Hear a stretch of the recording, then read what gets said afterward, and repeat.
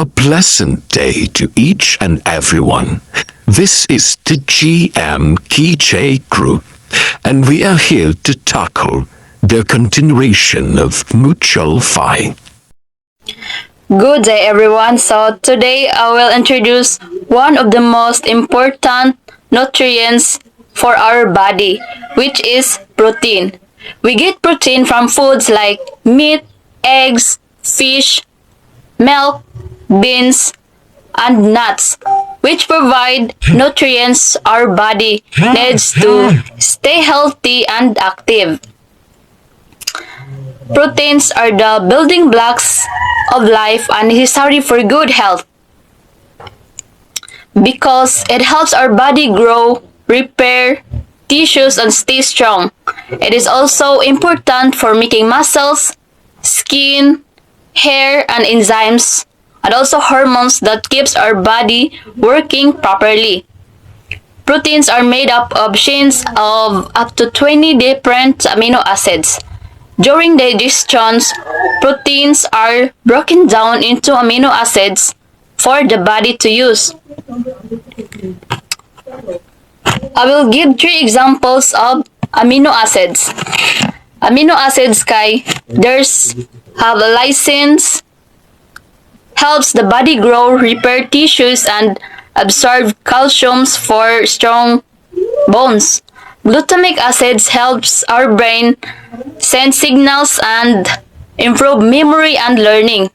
And lastly, glycine helps build protein, support our muscles, and improves our sleep. And next, why are the proteins important?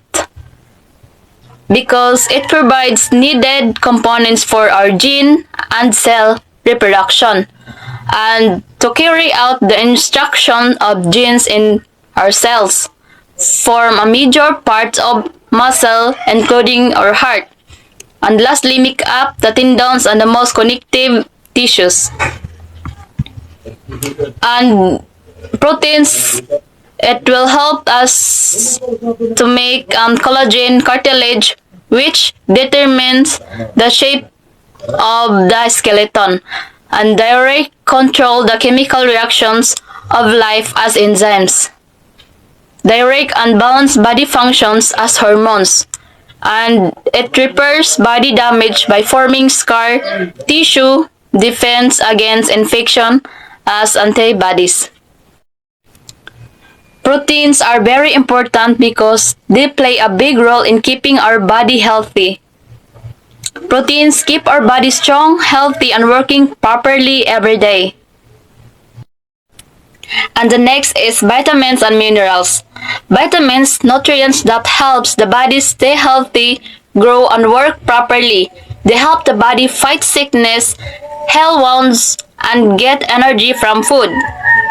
And also minerals, nutrients that helps the body build strong bones and teeth, work muscles and nerves, and keep organs healthy. A well-planned and naturally adequate diet should meet an athlete's vitamins and minerals needs.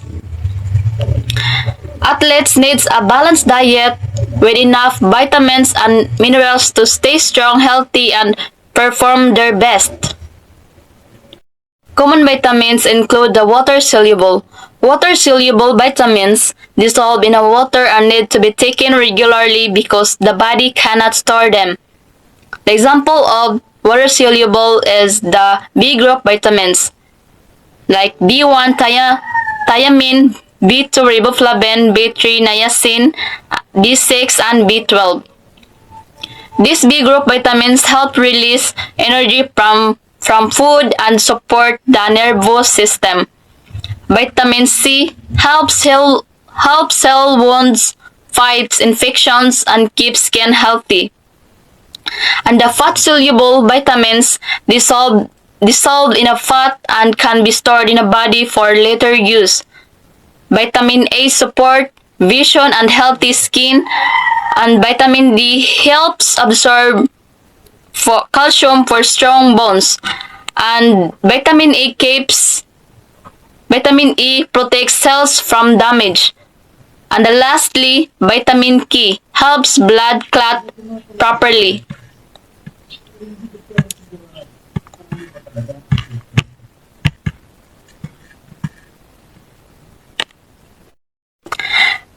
Minerals are very essentials in our diet. 4% of our body weight is made up of minerals. These are required for healthy teeth, bones, and muscles. It is also used by body for various activities such as transmission of nerve impulses, formation of hormones, and maintenance of heartbeat. 4 minerals are sodium. Sodium helps balance water in the body and maintain blood pressure. Calcium builds strong bones and teeth. Iron helps carry oxygen in the blood. And iodine support the thyroid gland and metabolism. And lastly is magnesium. Helps muscles and nerves work properly. Overall, minerals are very important because they keep our body strong, healthy, and working properly. Good day everyone, my name is Nilirinak and my part is fiber. Fiber is a plant based on nutrients that help with digestion and keep you full. So, ang fiber daw kay usa daw kani ka klaseng sustansya nga makita sa mga pagkaon nga gikan sa mga prutas or mga usap mga gulay or whole grains. Dili kini matuna sa lawas pero dako kayo ning tabang sa atong mga digestion system o pagpatuna sa pagkaon. Matabang usab ang fiber nga mabusog ta og dugay. So, mao nga dili ta aligutomon. Next is benefits of fiber. First is prevent constipations and promote gut health. So, ang una is kanidang fiber, ang mga benefits niya is makatabang sa paglikay sa constipations o lisod sa paglibang o paghimsog sa atong tiyan. So, ang ikaduha is ang health control weight by keeping you full longer. So, ikaduha is makatabang sa pagkontrol sa timbang tungod si fiber dugay ta makusog. So, ang ikatulo is reduce risk of heart disease and diabetes. So ikatulo is makatabang gini sa paglikay sa mga sakit sama sa mga kasing-kasing o diabetes. So ang mga pagkaon nga na fiber like mga prutas sama sa saging or mansanas, mga gulay sama sa carrots, broccoli, whole grains sama sa brown rice o oats, beans o lentils. Ora na sa fiber. Good day everyone, and especially Ma'am Balsamo. I am Kevin 30 and today I will talk about water. Water is an essential nutrient that our body needs every day. It helps keep our body hydrated and supports all our body function such as digestion, circulation, and temperature control. Next slide. Did you know that about 60% of our body is made up of water? That is why water is very important of our health. Every day, our body loses around 2 to 2.5 liters of water, even if we are just resting. We can replace this lost water in two ways. About 20% come from the food we eat, and the other 80% comes from the drinks we take, especially plain water. So next, how much water do we need? On average, a person should drink about 2.2 to 3.0 liters or around 9 to 12 cups of water every day. Another simple way to know your water needs based on your body weight. You should drink about 1 to 3rd of your body weight in kilogram in milliliters or about half of your body weight in pounds in ounces. Drinking enough water every day is very important to keep our body health, active and strong. Next is what happens if a person does not get enough water. If a person does not drink enough water, it can lead to dehydration. This means the body loses too much water. Dehydration can make us feel tired, dizzy, and weak, and it can cause serious health problems. That is why drinking enough water every day is very important. And thank you for listening, guys. Thank you. So, energy balance. Energy balance is the relationship between calories consumed or food intake and calories burned or physical activity and body functions. So, energy balance refers to the relationship between calories consumed from food and drinks called energy intake and calories burned through physical activity, body functions like breathing and digestion called energy output. So, energy intake.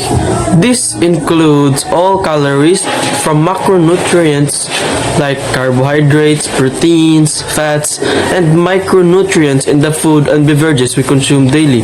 The amount varies based on portion sizes, food types, and individual eating habits. So energy output. So it has two main parts. Basal metabolic rate, which is BMR, the calories burned at the rest to maintain vital functions, and calories burned during physical activity from structured exercises like running as well as daily tasks such as walking or cooking. Next. So next is the type of energy balance. So balanced calories in calories equals calories out to maintain weight, and positive calories is greater than calories out weight gain, negative calories in calories out weight loss. So balance energy balance when calories consumed equal those burned, the body's weight is maintained. So this state supports overall physiological stability and is ideal for long-term health in individuals with already healthy body composition. So positive energy balance occurs when calorie intake exceeds expenditure. So while this can be intentional for athletes building muscle or individuals recovering from illness, so consistent excess over time typically leads to weight gain, often in the form of fat tissue. So, and negative energy balance happens when more calories are burned than consumed. This is the basis of weight loss, as the body draws on stored energy, fat or muscle, to meet its needs. Sustainable negative balance is key to healthy weight management. Next is, so what is the importance of energy balance? So energy balance helps maintain a healthy body weight. When energy intake and output are balanced or adjusted appropriately, it keeps weight within a range that supports optimal bodily function. So this reduces strain on joints, organs, and metabolic process. So for example, maintaining a healthy weight lowers the risk of excess pressure on the heart and improves mobility. So it also supports fitness and performance. So proper energy balance ensures the body has enough fuel for physical activity and recovery. Athletes or those with active lifestyles need sufficient calories to build and repair muscle, maintain endurance, and optimize strength. So too little energy can lead to fatigue and reduce performance. So while too much may hinder agility and increase body fat. And also, it prevents health problems. So consistent imbalance, either positive or negative over long periods, is linked to various conditions. So chronic positive balance can contribute to obesity, high blood pressure, and heart disease. So chronic negative balance may cause nutrient deficiencies. weakened immunity, and hormonal imbalances. Maintaining balances helps protect against these issues and supports long-term health. So it is important that we should have energy balance. So the paleo diet is often called caveman diet because it claims you should eat the same foods our hunter-gatherer ancestors eat before farming existed. So this means focusing on whole foods like lean meats, fish, fruits, vegetables, nuts, and seeds. So to follow this diet, you must avoid modern processed foods, dairy, grains, and legumes. So the second is the vegan diet. Is a plant-based lifestyle that restricts all animals products for ethical, environmental, or health reasons. So veganism is strongly associated with the fight against animal cruelty and exploitation. So instead of meat or dairy, vegans eat fruits, vegetables, beans, and grains, making it a diet high in fiber but low in saturated fat. So the third one is low-carb diets. Low-carb diets have been popular for decades, especially for the people trying to lose weight quickly. So there are many versions of this diet, but the main goal is always to limit carbohydrate intake to between 20 and 150 grams per day. So by cutting out bread, pasta, and sugar, the body is forced to burn stored fat for energy. Ultra-low-fat diet. Ultra-low-fat diet is a very strict plan that limits fat consumption to under 10% of your daily calories, while a standard low-fat diet usually allows for about 13% fat. So this version is much more restrictive, so it focuses mostly on plant-based foods and avoids almost all oils and animal fats to reduce total calorie intake. The Atkins diet is perhaps the most famous low-carb weight loss plan. So its supporters believe that you can lose weight while eating as much protein and fat as you like, as long as you strictly avoid carbohydrates. So it is designed to shift the body's metabolism away from burning sugar and toward burning fat. So the HCG diet is an extreme and controversial plan meant to cause very fast weight loss of up to 1 to 2 pounds per day. So it combines a tiny limit of only 500 calories a day with the use of the HCG hormone. Many experts warn that this diet is dangerous and that the weight loss only happens because the calorie count is so low. So the Zone diet is a balanced plan that focuses on reducing inflammation in the body. So it requires you to balance every meal with 40% carbs, 30% protein, and 30% fat. So it recommends eating only low glycemic carbs, which are foods that do not cause a quick spike in your blood sugar levels. Intermittent fasting is more of an eating pattern than a strict diet because it doesn't tell you what to eat, but rather when to eat. So it cycles the body between periods of fasting and eating.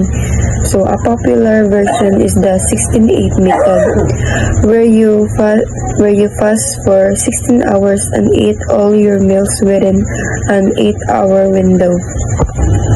So lastly, the DASH diet. The DASH diet stands for Dietary Approaches to Stop Hypertension. So it was originally created to help people lower their blood pressure without medication. So it emphasized eating low sodium foods, fruits, vegetables, and lean proteins. So it is widely considered one of the healthiest and most sustainable diets for long-term weight loss. Thank you so much for listening, everyone.